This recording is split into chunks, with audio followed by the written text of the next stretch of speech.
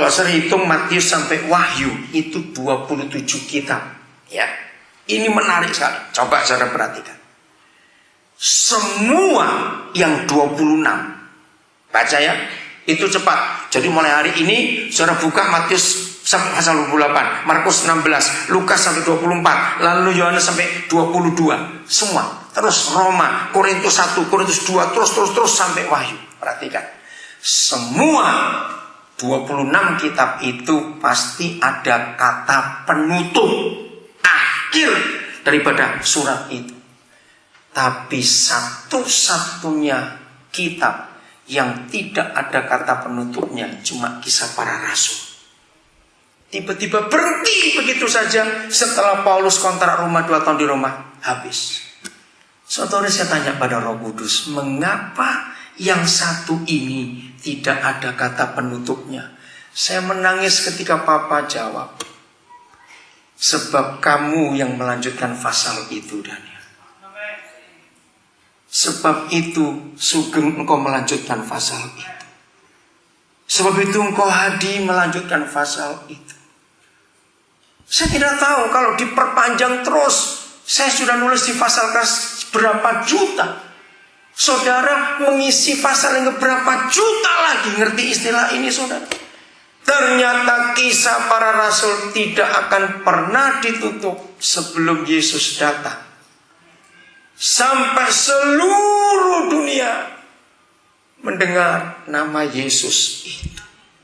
Gereja Tuhan, anak-anak muda, engkau jangan sibuk dengan fasilitas. Saya cuma cerita saudara ya, jangan saudara anggap apa-apa. Pertama kali saya tiba di Jayapura itu 9 April tahun 90. Saya belum kenal siapa-siapa. Uang yang saya bawa cuma cukup untuk saya tiba di sana. Tapi dengan visi yang jelas, harus buat sekolah di Papua. Saya nggak pernah minta bantuan, kirim proposal, enggak. Saya tahu Papa yang menyuruh saya ke sana, dia akan melengkapi. Saudara, sampai hari ini, setelah Papua jadi 2 provinsi, kalau saya hitung sekolah yang Tuhan percayakan kepada kami 35 sekolah di 9 kabupaten. Aset yang Tuhan percayakan kepada kami, karena bangunan sekolah itu mahal dengan semua perlengkapan. Saudara, kalau dihitung dengan aset tanah, aset bangunan, aset kendaraan, aset semuanya itu, yang paling penting kami hitung adalah aset dari sumber daya manusianya. Ada doktornya, ada masternya, ada sarjananya. Dari nol, saudara. Saudara akan kagum melihat itu. Kalau dihitung pakai rupiah sekian puluh miliar. Saudara. Bukan untuk sombong, dengarkan. Saya mau buktikan kepada saudara. Fasilitas jangan pernah dipusingi.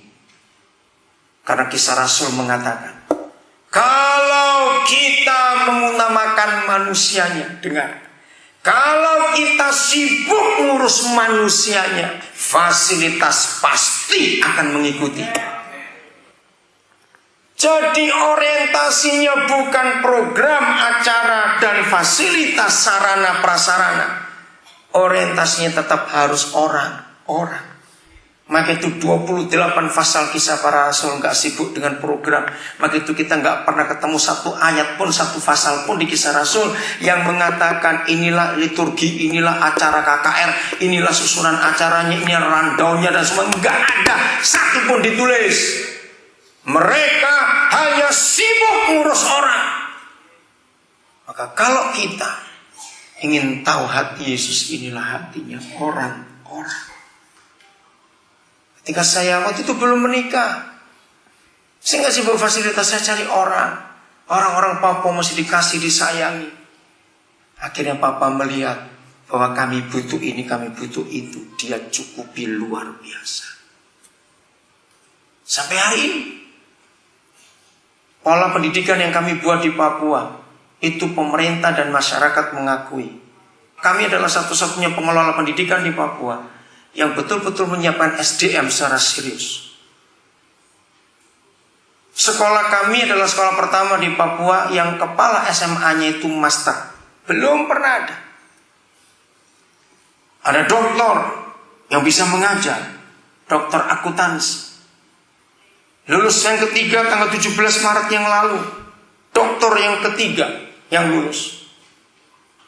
Dia dokter peneliti malaria. Baru sidangnya selesai 17 Maret yang lalu. Saudara, sungguh luar biasa. Ayo kita melihat orang lebih penting daripada apapun juga. Hari ini bersama dengan kita semua ada 2 calon dokter lagi. Tolong Maksi dan Hari kalian berdiri. Di mana kalian 2? Tolong Maksi dan Hari lihat itu. Yang sebelah kanan saya pakai kaos tetap berdiri. Itu Maksi Parengkuan. Dia sedang menyelesaikan doktornya di IPB Bogor. Dia teknik kelautan, khusus peneliti racun-racun laut. Hari ini Nobais, dia di UI. Dia ngambil S3 administrasi publik. Dan mereka dua akan ke Papua untuk menjadi berkat di sana. Terima kasih, silakan kalian duduk. Nah, calon istri, calon dokter Nino Bais. ST kamu berdiri, dia dokter gigi. ST di mana itu dia? Dokter gigi. Kalau saudara di Jalan Muardi 2, makasih, silakan duduk ST. Prakteknya sangat diberkati Tuhan. Tapi begitu Tuhan ketemukan dia dengan calon suaminya yang mengasihi Papua, dia akan tutup prakteknya untuk pindah ke Papua. Padahal pasiennya begitu banyak, saudara.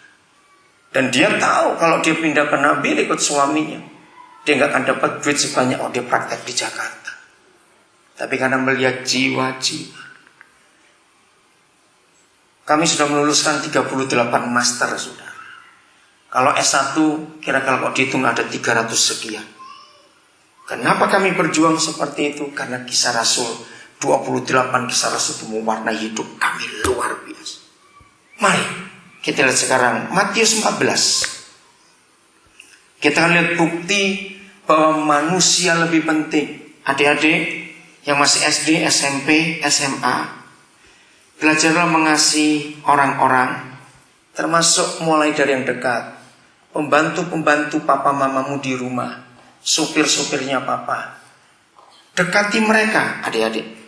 Ajak mereka cerita, tanya anak bibi berapa, umur berapa, sekolah tidak, bibi punya cucu tidak. Adik-adik ajari gitu. Tolong orang tua ajari anak-anak kita untuk memperhatikan para pembantu di rumah. Jangan sampai kita majikan Kristen lalu seenak kita saja.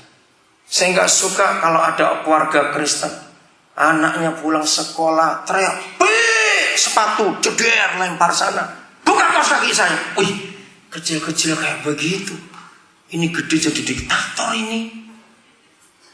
Dan orang tuanya diam. Maaf, ajari mereka untuk hormat walaupun pada pembantu. Katakan pada mereka untuk mereka juga Yesus itu mati. Ajari anak-anak kita sayang manusia. Maaf, jangan tersinggung kalau memang bukan saudara, gak apa-apa. Ngerti maksud ini? Manusia itu berharga. Mulai hari ini lihatlah manusia lebih daripada materi. Itu yang Tuhan beri pada hati saya sejak saya masih remaja dulu. Memperhatikan manusia. Ayat 13. Matius 14 ayat 13 dengan cepat. Setelah Yesus mendengar berita itu. Berita apa? Nanti saudara cari mulai ayat yang pertama. Menyingkirlah ia dari situ dan hendak mengasingkan diri dengan perahu ke tempat yang sunyi.